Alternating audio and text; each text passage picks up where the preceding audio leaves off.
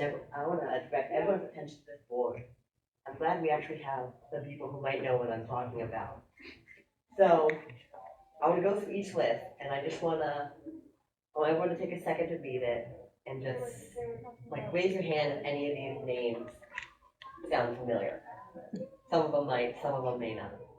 Okay, so these are all characters from 1903's The Wizard of Oz and 1905's The Woggle Bug, which are productions that I have revived back in 2023. But we'll get into that. Some of you know who I am. I think some of you don't. So I just want to talk a little bit about who I am. My name is T. Kraft. I am the artistic director at Offsite Connecticut Theater. Offsite Connecticut Theater was founded in 2019, so we're coming up on its almost 5th year. It's a Connecticut-based theater company that produces, revives, and creates original shows, and we have some photos here from some of our non-Oz productions, but we're not here to talk about those. When we produce shows, we strive to celebrate and welcome casts of different ages, races, and genders. We've had many people, and we've had young people, and we've had people almost in their 70s acting in some of our shows. And a division of that is Golden Age Theatricals. This division revives musicals, operas, and operettas from around the 1800s to the early 1900s is about the range we normally set at. Our goal is to introduce audiences to the shows that may have not heard them before. We also strive to revive these shows that are becoming lost and put all the pieces back together so we can produce a revival for everyone to enjoy. For Offsite's 2023 season, we revived 2 of the major Oz extravaganza. We revived The Woggle Bug, and we revived 1903's The Wizard of Oz extravaganza. And if any of you were at OzCon International or WinkyCon 2023, these costumes may look familiar. I want to take a second to talk about The Woggle Bug. So The Woggle Bug, originally opening in June 18th, 1905, was based on L. Frank Baum's second novel, The Marvelous Land of Oz.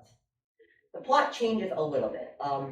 It follows a young lad named Tip, or Tipitarius, who escapes from his evil enslaver, Mombi the Witch, with a pumpkin head that has been brought to life by Mombi's magical powder, worth $1 million an ounce because it can bring anything it touches to life. And the Woggle Bug, of course, suggests trying it on the Democratic Party. The Woggle Bug has been resized by a very foolish professor named Professor Know-It, because you know that Know-It's all. Baum, when he wrote, tended to include a lot of puns, so if you're not a fan of puns, the Woggle Bug will bring you to an early grave. The professor joins Root with Mombi and General Ginger, who is the leader of the army of revolt, who are going to take over the city and steal all the jewels from the National Treasury. The captain of the army of revolt, which is nicknamed the Awkward Squad, is Prissy Pring, who is a milkmaid who is trying to get her fair share of that treasury. She ends up falling in love with the professor and marrying the professor, and that ends up being her punishment as well. Tip eventually finds out that he is actually a she, as in the Princess Ozma of Oz. And she finds out in a dream. So the majority of the Woggle Bug, her goal is trying to find a friend who can help her back to becoming Ozma. Of course, chaos ensues. Ginger takes over the army. There's a lot of fudge. Everyone eats fudge. It was a running joke Baum had that girls only eat fudge. So that was in that show. There's love triangles. The Woggle Bug wants to marry a skirt. There's a flying machine, and there's even a reign of cat and dogs. a literal reign of cat and dog. Of course, all ends happily as the Glinda type character called Maeda, who is from another Oz book, who just got put in here. Nothing like how she's depicted, but she's more of a Glinda character. She's able to help Tip. Ginger is made into a married milkmaid, so that's her punishment enough. The Woggle Bug ends up marrying the Skirt, Prissy marries the Professor, and Tip is transformed into the Princess Ozma, and Jack Pumpkinhead, he gets his head canned. Some aspects of that show was unable to use. Because of certain things, and because Fred Stone and David Montgomery, who were the stars of the 1903 musical extravaganza, they were unable to return for this. So there's no Tin Woodman and Scarecrow as they appear in the book. Those roles have been taken over by the Woggle Bug and Jack Pumpkinhead. There's also no Emerald City. There was a weird copyright issue that Bob fell into. The first of many copyright issues Bob would face in his life. So it becomes the City of Jewels. I do not know if it was painted green or not. I have not found any information as of yet if it was. I do know at the end of Act 1 it gets covered in balloons, though. On November 13th, 2023, we announced auditions for the Woggle Bug to premiere that March. We had a wonderful and diverse cast, which I'll just go over quickly some of the actors. We had David Mozowski play our Woggle Bug, Deborah O'Kneal play our General Ginger, who I give such a shout out because she's actually deaf in one ear, and she was able to do the entire show not knowing what everyone else was saying and couldn't even hear the music. So it was so impressive how she was able to keep track with the music. Ray Johnson as Mombi the Witch, Thomas Kraft as the Regent, Emily Riaz as Jack Pumpkinhead, Carrie Kraft, over here played on Maeda, and I myself played Tip, and then eventually Ozma, spoilers. The show was one of our hardest sells we've ever had, mainly because people outside the Oz Club really had no idea what I'm saying when I say a Woggle Bug. So we had a huge marketing push when trying to get people who would know, understand these type of shows. Overall, it ended up being very successful. With a lot of work and a lot of dedication, we opened on March 24th and closed on the 25th. It was a wonderful run, and the show was enjoyed by many Connecticut Oz fans and general audience alike. It was actually quite funny. We had a Bomb Bugle signing after the show for many Oz fans. Next, moving on to the 1903 musical extravaganza, which I think people are a little more familiar with. It is quite different from the novel. Of course, there's no Toto. So Dorothy has a cow named Imogene. She and Imogene are whisked to the land of Oz. Also whisked is the true ruler of Oz, who the Wizard of Oz threw into a balloon and sent flying to Kansas. Once in Kansas, he married a girl named Trixie Trifle, and together the two of them become a one-ring circus. They couldn't even afford 3 rings, and they attempt to usurp the wizard. There are also some differences as well. Dorothy, the Tin Man, and Scarecrow are really pushed to the side, as the main plot is Pastoria trying to take over, and then his fiancée, Trixie Trifle, of course, was a big character and was also a character that they could give many different type of songs to, be that ballads, be that love ballads, be her flirting with the man in the box, be it minstrel songs as well. There's also no silver slippers or ruby slippers. There is a ruby ring, which is honestly a little curious how it became a ruby ring many years before ruby were even associated with slippers. The lion also has been downsized to a mute part, and instead of wanting courage, he just wants a family photo. What happens throughout the show, there's a lot of aspects that you might see. If any of you know the MGM movie, there is a great snowfall that covers over the poppies. Of course, the poppies were girls in tights. This is caused by Locasta, who is the Good Witch of the North. If any of you have read the first novel, would later become, the Good Witch of the North would later become the Glinda character in the MGM film.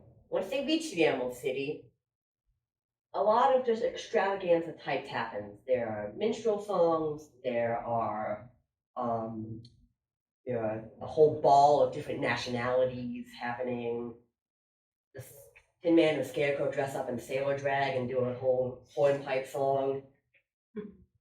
Eventually, Pastoria overthrows the wizard, and Dorothy and all her friends are sent to jail. During the intermission break, they're able to escape jail. Somehow. If any of you got an explanation, I've been researching this show for years and I still don't know how they broke out. So in a big third act finale, they're going into the domain of Glinda. Stuff happens where the poor Tin Man gets hacked to bits and then having to be reassembled in a sentry box. And eventually what happens is Pastoria, he's about to decapitate everyone at the end of the third act, and Locasta comes back in, she saves everyone and takes everyone to Glinda's domain. But Dorothy doesn't want to go home now, she wants to stay in Glinda's domain and get married. On April 19th, 2023, auditions were announced for the 1903 Wizard of Oz. We had some returning actors from Woggle Bug. We had Ray Johnson, who went from Mombi to become the Scarecrow. Carrie Craft went on to play our wonderful Imogene. Deborah O'Neill went from General Ginger to the Wizard herself. And then Emily Riaz went from Jack Pumpkinhead to the rightful ruler of Oz, King Pastoria. We also had some new people, including Peter Cho, Anastasia Riaz, Tisha Craft, and then I myself doubled in playing Dorothy and Pastoria's fiance, Trixie Trifle.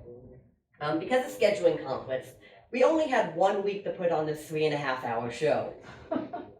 Because of that, the show was a staged reading.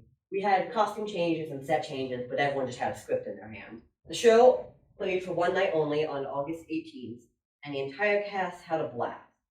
The last dress rehearsal of the show was actually recorded with 2 different cameras, and has been on YouTube ever since August 2023. So if any of you are a little curious on how that show came out, it is on our Offsite Connecticut Theater YouTube channel. Pulling each show together is a labor of love and a challenge. There are moments where it's challenging, there are moments that are stressful, there are moments where I want to rip out my hair. Starting with each show, I would basically just do a Google search and find whatever I can find. And it's very limited trying to find a lot of this stuff.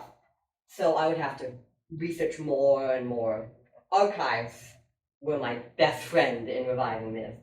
I would dig through archives, I would go basically search for everything. I had help from actually Jane Albright right here, who was very kind in sending us some of some scripts. Searching through old photographs is another helpful thing, trying to figure out what the characters look like. What scene is this? How would that choreography may have been? And it's very interesting going through, you can actually piece together what choreographies in certain songs would have been because there's enough photographs out there. I also searched through a lot of newspapers, and it helped me find songs that have not been listed in any programs. The hardest part about reviving the 1903 was trying to get a definitive song list. There's almost 100 songs that were used throughout the entirety of the show. We ended up on a mix between 1902 and all the way up to 1909. There was a mix of those type of songs that we put together. We also edited some songs, getting rid of some of the minstrel aspects of it, some of the Native American derogatory aspects of it. I was also lucky enough to meet with Constantine Graham, who's the artistic director of New Century Opera down in Florida, who had revived the extravaganza twice before I did. So what is next with Golden Age Theatricals? Is Woggle Bug the movie? What I did is after Woggle Bug, since there was no really good recording of the Woggle Bug version, I sat down And I decided, well, I know a bunch of actor friends. I know a bunch of people who are in opera, who are in musicals, who have been off Broadway, who have been on Broadway. And so I sent out a bunch of emails, and everyone actually said yes. So I dragged them all into this, and I've got a very special treat for all of you. You are going to see the first trailer of the Woggle Bug.